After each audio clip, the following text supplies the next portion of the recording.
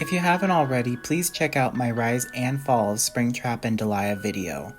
This isn't required viewing, but it'll provide further context into today's video.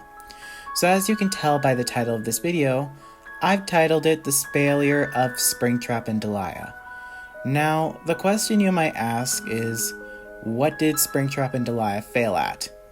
In my last video, I talked about how it was successful due to being dubbed by Sans Comic TV, one of the biggest comic dubbers in the comic dubbing community, getting music, and also getting a fan-made sequel. Ever since that video came out, I've been given a lot of information regarding behind the scenes of Springtrap and Deliah, ranging from it being a vent comic of Springtrap being a self-insert of Grey Wolf Quinn, to criticism about the comic making us sympathize with a murderer. I've been trying to deny both of these claims because it was clear that the comic was a masterpiece of gold, or so I thought. Another claim I got was Grey Wolf Quinn pro-shipping Springtrap and Deliah. Quinn denied this claim, so everything was good. Right? Right?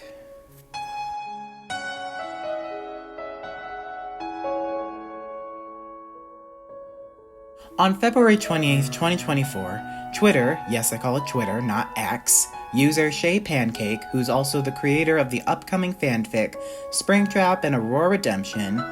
In my last video I said how it was a Springtrap and Deliah fanfic, but I was sorta wrong. It's a standalone fanfic.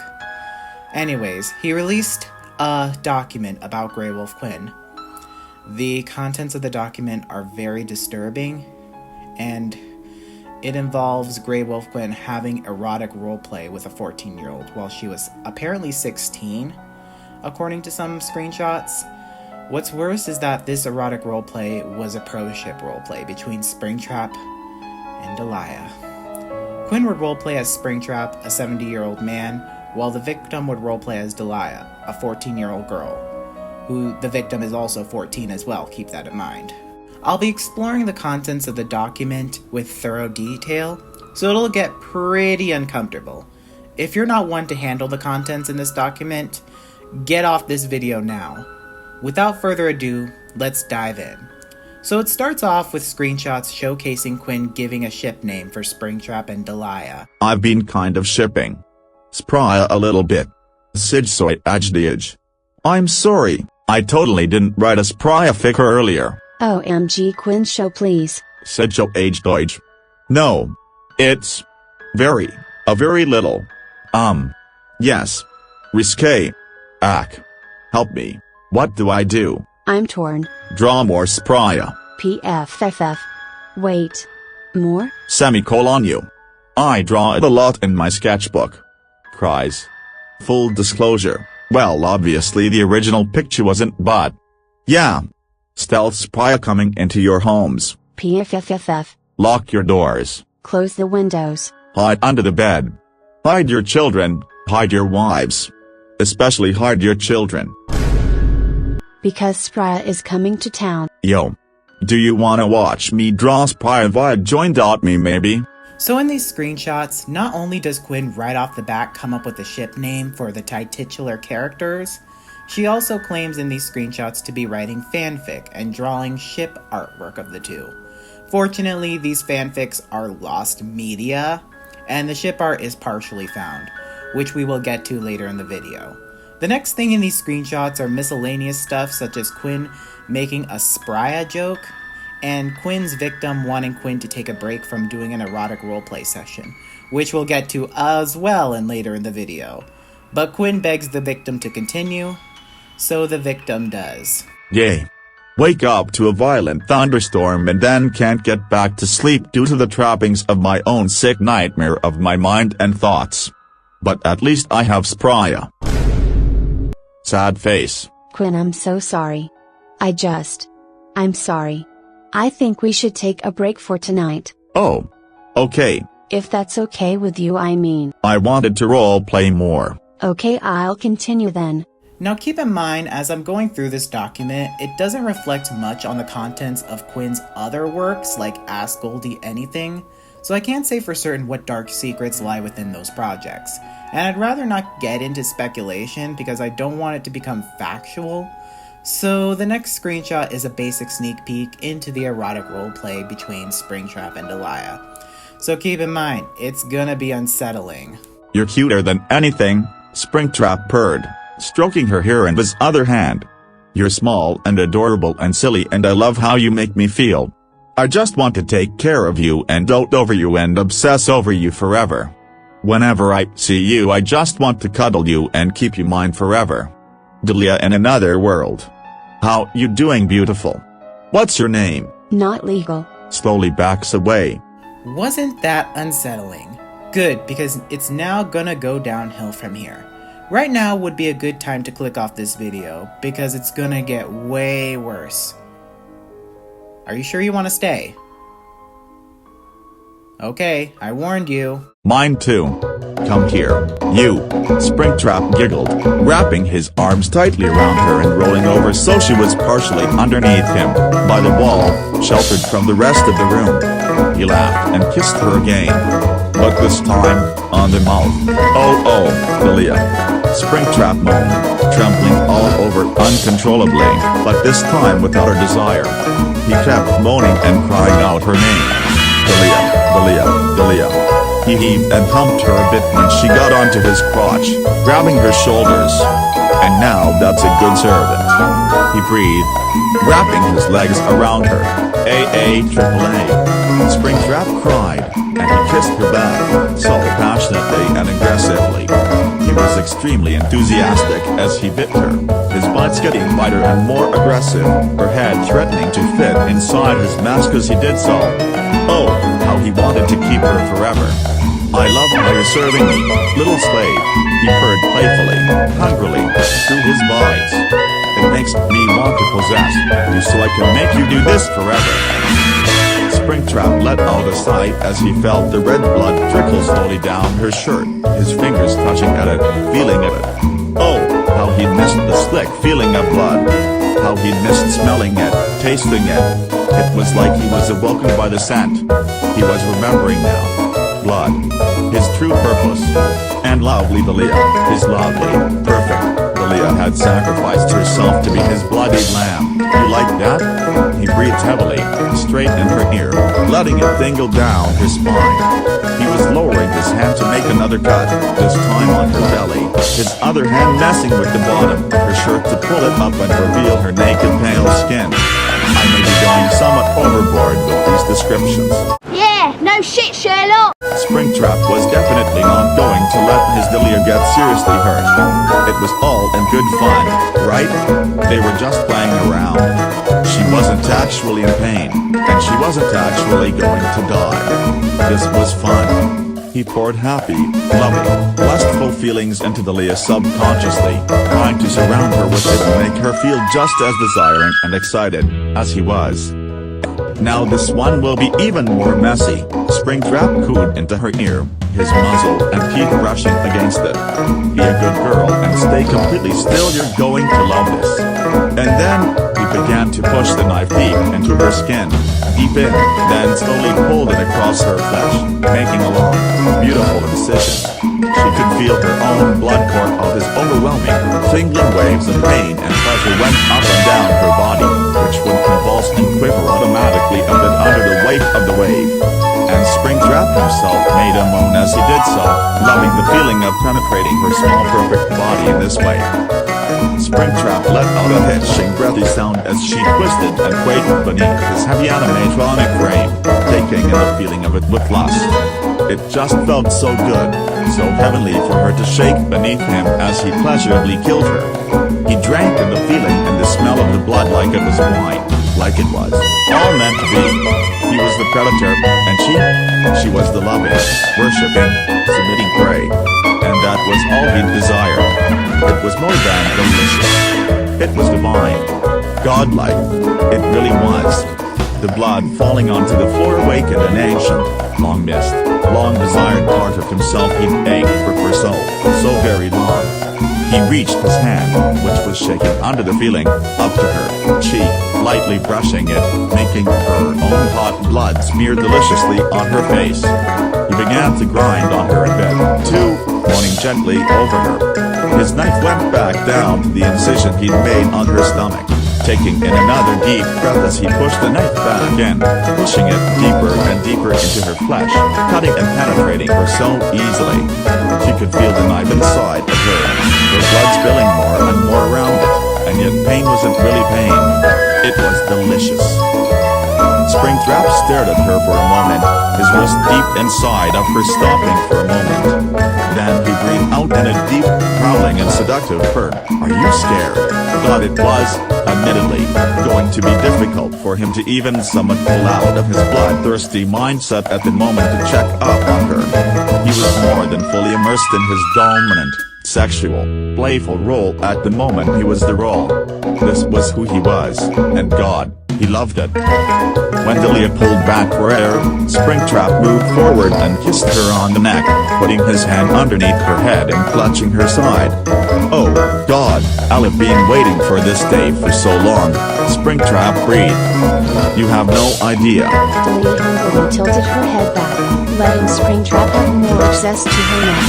"I really?" She stuttered. It was hard to form words with Springtrap kissing her everywhere. She suddenly felt a little bad. "How long have you been waiting?" "Months," Springtrap gasped passionately, laughing as his kisses got lower and lower on her, moving to her collarbone. His fingers enticed the back of her neck, his hand on her side moving down. But that doesn't matter now. What matters now is that we get to have all of each other. He was so consumed by his Springtrap shut his eyes as he enjoyed the kisses her soft lips made on his chin. His hand moved down her back dangerously far down. We could do this forever. It'd be wrong, but, oh, it'd be nice. He paused for a moment, then put his muzzle by her ear and asked, "Would you ever want to go further than cuddles and kisses, sweetheart?" Springtrap was the same way. By the midpoint of the movie, he was hardly looking at the screen, his eyes and attention entirely on the adorable sweet girl lying beside him, his arms around her as they lied tangled up in each other's bliss. She felt so warm and small and cute. He could have snuggled with her forever. His hand moved up to her chin, cradling her face. "I adore you," he reminded her in a whisper, feeling like he had to tell her, his heart swelling. "You don't need to express it at all," Springtrap whispered. He kissed her again, more hungrily, setting it on the neck instead of her face this time. He was becoming, perhaps, a little too enticed by her, his hand trailing down to her hip and clutching it tight. He was finding it harder and harder to contain himself with her. "Eek, Deliah," he breathed, voice heavy with desire. His hand quaked as it slowly dipped underneath her shirt, feeling her bare side. The animatronic's breathing became heavy and lustful, putting his nose to the top of her chest and gazing at her hungrily. "Deliah, I want to make you feel pleasure. Are you sure you're ready?" Springtrap asked, concern appearing in his eyes as he gazed at her. "Do you want it to happen?" "It doesn't have to, if you're not ready." Springtrap kissed her again on the collarbone, his other hand pressing her down by the shoulder. "If you're not ready, I'll stop." It looked like it'd be hard for him. However, judging by how he was trembling with desire to keep going. "I'll be gentle. I won't go hard. I won't even undress you if you don't want." Springtrap was quiet for a moment, staring at the window. Then he said softly, "I actually am not that into normal sex." Casual confession, Springtrap. Bruh. Casual, normal, everyday, completely natural human interaction. Bruh. That's what you said last time. Springtrap shouted angrily. He reached forward and snatched her by the arm roughly. "You're not leaving me, don't you dare even think about trying to escape. I thought you really loved me." Was that a lie? Was this all a lie? Huh? To catch me off guard? "No." Deliah wailed, tears welling up behind her eyes. Springtrap had brutally grabbed her arm, and her mind flashed back to when they weren't as close. Deliah blinked through her tears, trying to yank her arm out of his grasp. No, it wasn't. I do love you, and I always will. She looked up at Springtrap despairingly, the tears now streaming steadily down her face. Now, please let go of me.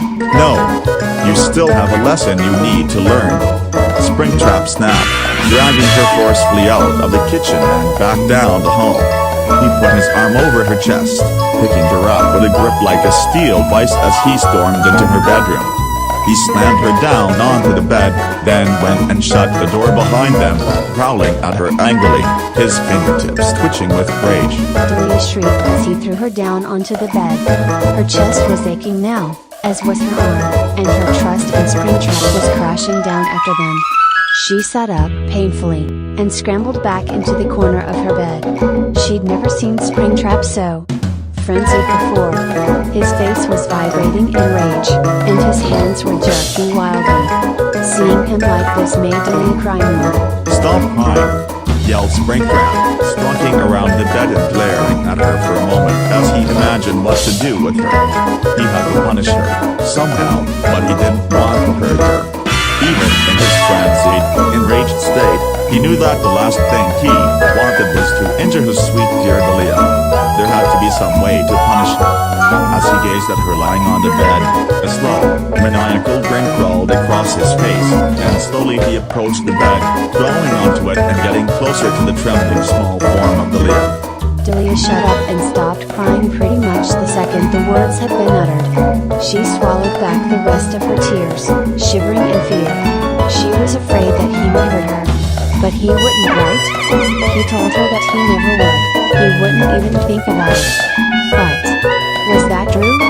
As he moved closer to her, Deliah tried to shrink even more, curling up. Don't worry, darling, Springtrap purred silkily as he came to her, his grimy suited hands grabbing her by the shoulders and forcing her closer to him. I just need to make sure you remember who's boss, and then this'll all be over.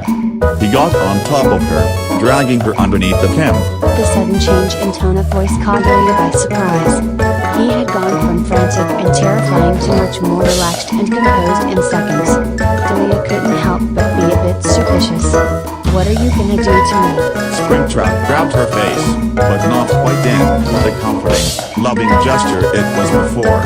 It was more forceful, tight, possessive, as he forced her to keep looking at him. I'm going to teach you a lesson, he whispered seductively, leaning his muzzle down by her ear. His fingers went up and toyed with her lips, in a rather erotic fashion. No, this was getting worse and worse by the second, especially as his other hand danced down her sides, and toward her lower half. Deliah didn't like this at all. This did not seem like a very Springtrap-like thing to do. She shuddered a bit in his grasp, and tried to move, just to get a little more comfortable. But Springtrap held fast, and growled at her. She stopped squirming and could feel his hand reaching the curve of her ass. She tried her best not to start crying again. That's right. Stay still. Submit. It'll go nice and quick that way, Springtrap said lowly, groping at her ass with a perverted grin. His hand moved down in between her legs, then back up to her front, where he rubbed at her with a small moan. His other hand snatched her shoulder and he gave her a rough kiss on the neck, biting her again and again. Springtrap pulled back from the kissing for a moment, panting as he gazed down at Deliah's red face. He held on to her underneath for a minute longer, before drawing his hand away to put both on her shoulders and hold her down. He set his crotch down on hers again, straddling her. Say you'll never try and go over to Harry's alone again, he breathed. Deliah was a bit, distracted by Springtrap's shift in position. She gulped nervously, looking up at him. I won't, she whispered lowly, feeling Springtrap's glowing shift on hers. She bit her lip. I won't go. Say it louder. Promise me you won't go. I just want to make sure my little girl's comfortable with this, he said gently, reaching his hand up and cupping her face with a grin as he pressed himself down on her between her legs. Nick calmly snatched her hand.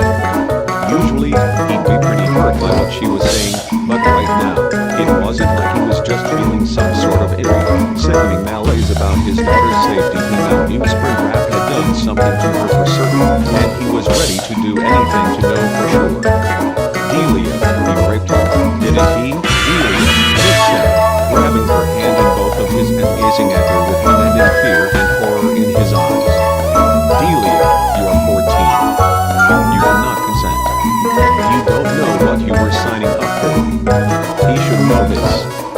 This is all too complicated though. One shouldn't have given a handout like this. Are you still there?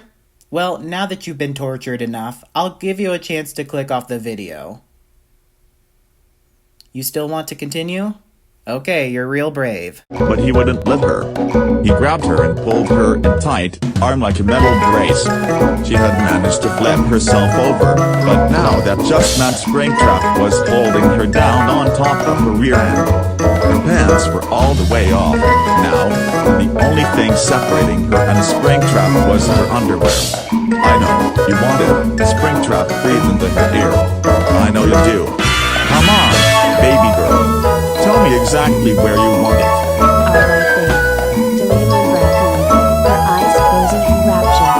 The bruises from before ached when Springtrap pressed herself against her tauntingly, and the teenager underhand bit her lip to keep from crying out.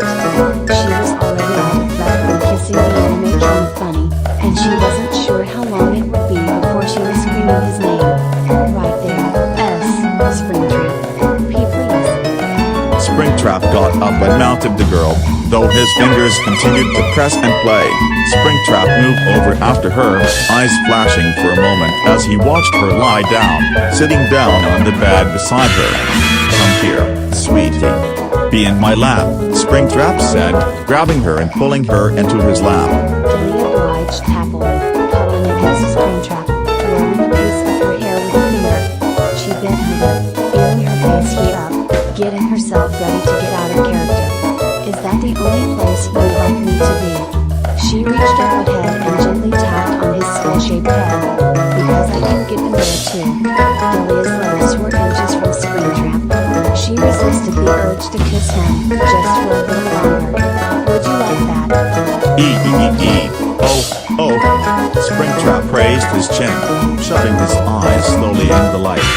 His groping against her crotch got harder and rougher, and his other hand rested on her breasts and squeezed and groped them through her shirt, a grin crawling onto his face.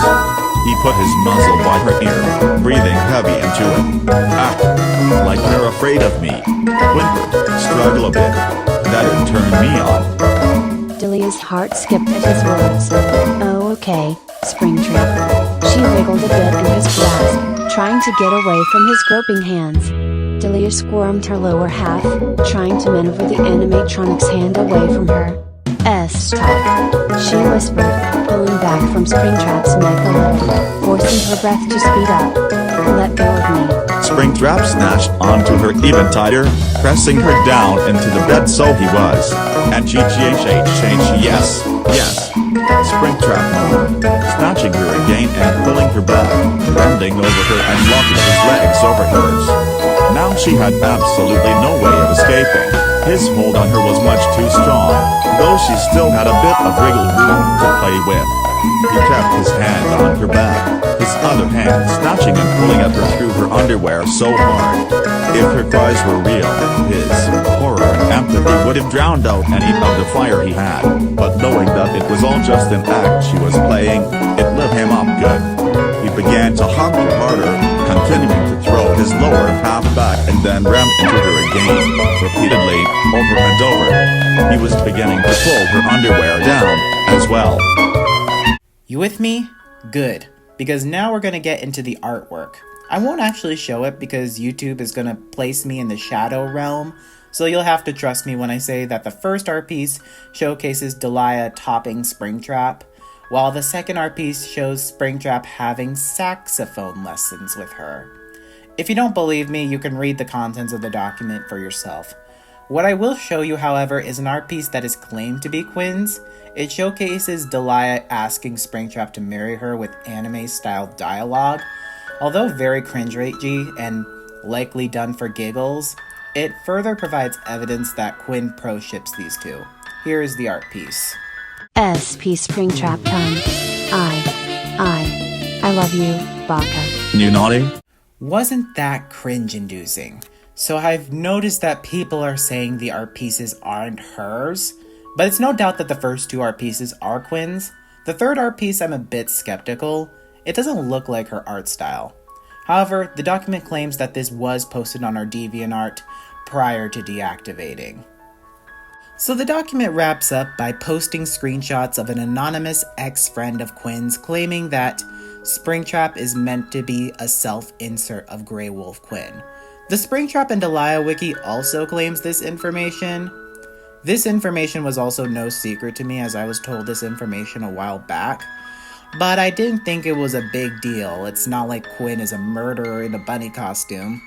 So here are the screenshots. KSLKSLDKD. I just realized Quinn did imply Springtrap was her self-insert, if I'm not wrong. I swear I heard this somewhere. I swear I heard her say this in a Discord chat or anything else years ago. I even remembered my old friends joking, so just the man behind the slaughter or some shiz, but oh my god, this is so graphic and horrible, like, what the hell does she even get from this? This is not okay. Self-insert, you say? That makes it worse. Cry face. Makes sense, but it's still very disgusting. Her version of Springtrap actually is her self-insert. I swear I heard all about her saying all her problems, qualities and the stuff her Springtrap went through were also related to her life, and that she wrote S&D as a way to cope, but yeah, shocking. I know now why she RPS as Springtrap now. I guess this also backs it up. HDSLDS. This backs it up in the wrong way, because that implies she is also a pedophile, which is totally not okay, but it would make sense. Makes sense for her to RP Springtrap, because I really vividly remembered she said her Roger Stanford guy is her self-insert, because she relates to him a lot. He can easily be described as a fatherly person, but under the surface demonstrates deodorizing behavior under his fatherly persona by having a short temper when being provoked by questions of his past, being overprotective, and is a control freak. He is said to be inspired by Growolf Quinn Abernpain's own issues and problems. Now, I've been told this information beforehand and how Springtrap and Deliah was a vent comic over the things Grey Wolf Quinn has done. At the time, I wasn't known to the public what she has done, so I kinda just let it slide because it's not like Grey Wolf Quinn murdered anyone. Well, she murdered our love for this comic. Now, I'm gonna be shifting this and talking about how questionable Springtrap's behavior is, and also the character Harry. So yeah, we're now transitioning out of the document. So far, the character Harry is meant to be based off of a person Grey Wolf Quinn knew. In the comic, Springtrap would vent his murder problems to Harry. Now, it's unclear if Quinn ever vented her problems to real-life Harry, and real-life Harry understood her. Next is Springtrap's uncanny obsession with Deliah. It's pretty much treated as an afterthought, but it always weirded me out. The last thing I want to talk about before we move on is the entire storyline itself. It's like it wanted us to sympathize with a murderer. And I argued against that being the case, and boy was I a fool. It was clearly obvious this entire comic is meant to make us feel bad for a predator. The next thing I want to talk about is the user EroNoia. In my last video, I talked about how she deactivated over a situation that wasn't related to Springtrap and Deliah. Now I want to actually talk about that situation. I've been told that Quinn and EroNoia were toxic people that would make fun of Sans Comic TV's dubbing. Little did I know how toxic EroNoia truly was. So what happened to EroNoia? Apparently her and some of her friends nearly death-threatened someone into suicide. EroNoia would go on to make an apology statement on her website and then deactivate. It's a really saddening situation. I loved Abeyance as it had potential to be a dark and mature Springtrap and Deliah series. Hello, I have finally made the decision of permanently leaving my platforms. I am so sorry for not reminding you all that I am deactivating. Honestly, I just wanted to be forgotten at this point. From all the amount of pressure, guilt, drama, harassment from other people and even from myself, whether I unintentionally have them involved or not. It's something I have been trying my best to stay away from.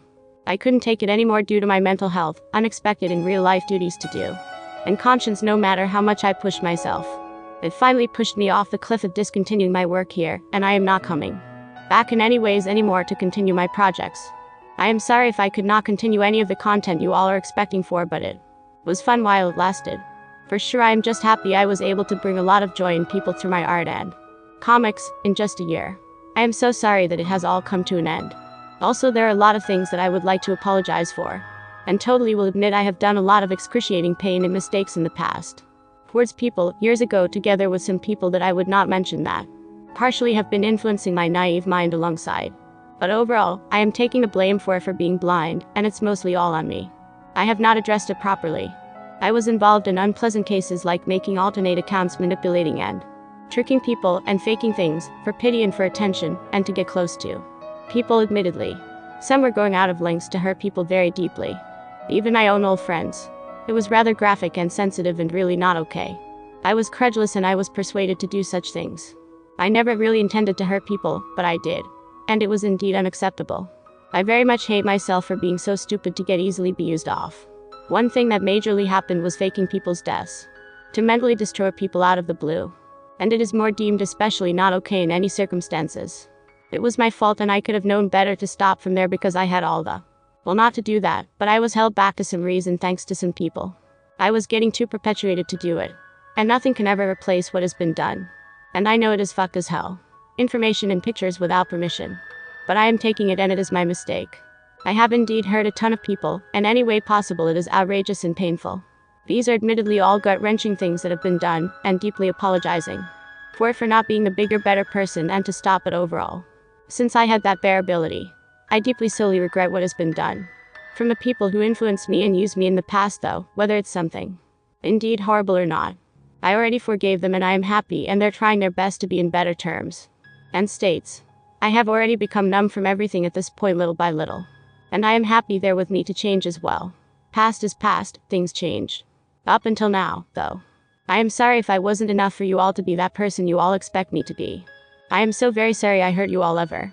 But please know I have no bad intentions from the start. Though, thank you so much however to all the people who continued to support me, and I am forever grateful for them, wishing happiness, love and peace. There were also times I was harassed by multiple accounts other people, currently. Starting from last year. And I promise you though, I have done nothing to go out of my way to do horrible things. With intention, but they weighed me down enough, and I thought I solely deserved it. But now, I am already trying my best to be a better person, learning from my mistakes and lessons that I have come across from years until now. Be around a better environment with better trustworthy changing people who influenced me to be. All I really wanted in the end is to make people feel happy with my artwork and content. And support their passions and interests, join them with me on my comics. But since everything has already weighed me enough, I deeply apologize if I have to stop my adventure from there, and figured it is best for everyone, not only me. I would use this to better everything out of myself as a whole, and be the best version of myself hopefully in the future, slowly and surely. To all the people I made great memories with, thank you so much. I try my best to make you happy as much as I can. Haha. I also suggest to be the bigger person too, move along and don't be an idiot like me. I will not be living off the past or on people I am done with, as much as possible, and I shall concentrate on the present and future with a healthy mindset as much as possible. Social media isn't my place right now. I wish you all a better, healthier life ahead. So up next is going to be talking about some criticisms and defenses towards Grey Wolf Quinn's situation. I mentioned before that people have denied the art pieces to be Quinn's despite it looking like her art style during that era. But people have defended Grey Wolf Quinn for this situation because they're fictional characters. That's not the problem here. The big problem is that she expressed this pro-shipping with a 14-year-old, and Springtrap is supposed to be a self-insert of Quinn. Another thing I've seen a lot of people in the fandom doing is separating art from the artist. I don't think there's anything wrong with that ideal. For example, you can like Ren and Stimpy but hate John Kay. I don't mind that people still love this comic, even after the incident was released. Ever since I released my Rise and Fall of Springtrap and Deliah video, I've discovered numerous Springtrap and Deliah AU comics ever since. Now before I continue, here's a statement from an ex-friend of Quinn. Hi, Shay's friend here. There were many people, old to new, well known to less known, who made content for SAD. Whether it's fan comics, fan art, etc. Shay included, all of them didn't know Quinn, and her original intentions was like this at all. Most of them saw these two as a friendly dynamic.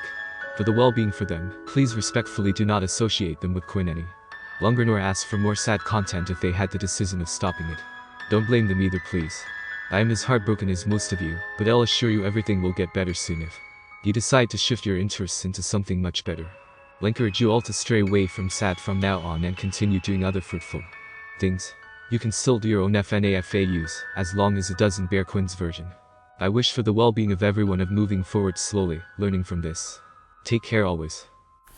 Now, ever since this document has been released to the public, numerous people have decided to cancel their AU comics, or more so rework them. And I don't blame people for this decision. This has been a tough decision for me, as is for everyone else. So now I want to talk about 2 AU comics that really brought life to both Springtrap and Deliah, along with Ask Goldie Anything. I'm talking about Springtrap and Deliah Back with Kitty Candy and Ask Goldie Anything continuation. Springtrap and Deliah Back with Kitty Candy was created by Mooncat XX Trap. The story follows an animatronic cat named Kitty Candy who awakens one day in an animatronic body and tries to search for Deliah to live with her, knowing that she has an animatronic of her own living with her. The storyline takes place during the events of Act 1 in the original comic. Mooncat still plans to continue on the comic, but with some redesigns of the characters. Another comic I want to bring up is Ask Goldie Anything continuation. This comic, as the name implies, is a continuation of the original Ask Goldie. It serves as a soft reboot, and to understand what a soft reboot is, it's a reboot where the storyline continues, except there are a lot of changes to the story, to the point where it feels like a reboot. One of the biggest changes in this reboot adaptation is the removal of any romance. The reason for this is because the creator, SaltV2, is a Muslim and goes against her beliefs. I'm not accusing her of being homophobic, it's just that she doesn't feel comfortable doing anything that might go against her religion. And I get it. No one should be forced to do something just because internet people want it. It's not to say this comic has only heterosexual relationships. There's no romance at all. I'm okay with this. I never was a fan of Goldie x Bonnie ship to begin with, or any ships for that matter. Plus, the removal of romance really didn't change the story in any way. The story had a pretty great lore, but unfortunately, it was cancelled after the allegation. I completely respect SaltV2's decision. Now I want to conclude this video by sharing my thoughts on this situation. I recommend everyone to click off now, as well, this is going to be more depressing. In my sophomore year of high school, I was depressed to the point where I was suicidal. But the comic Springtrap and Deliah helped me battle through that. I'd watched Sans Comic TV's dub of the comic, and I felt happiness. It's rare for me to feel that.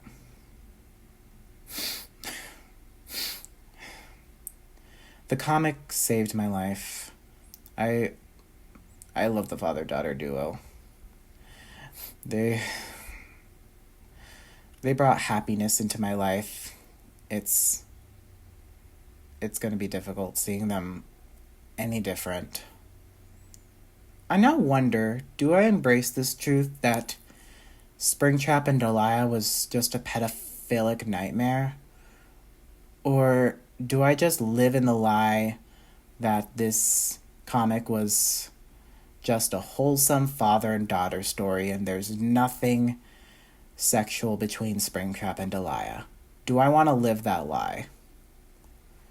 The answer is going to be debatable for me. I related a lot to Springtrap mainly because I had a fucked up past of my own. I won't specify much as it's not something I want to meditate on. I loved the story because it shows a monster that wants to change. A monster that wants to be a better person. I wanted to as well. And in the end, Springtrap learned that no matter how hard he tries to improve, he can never earn forgiveness for those he harmed. I don't want people to sympathize with me. I don't want to be compared to Springtrap.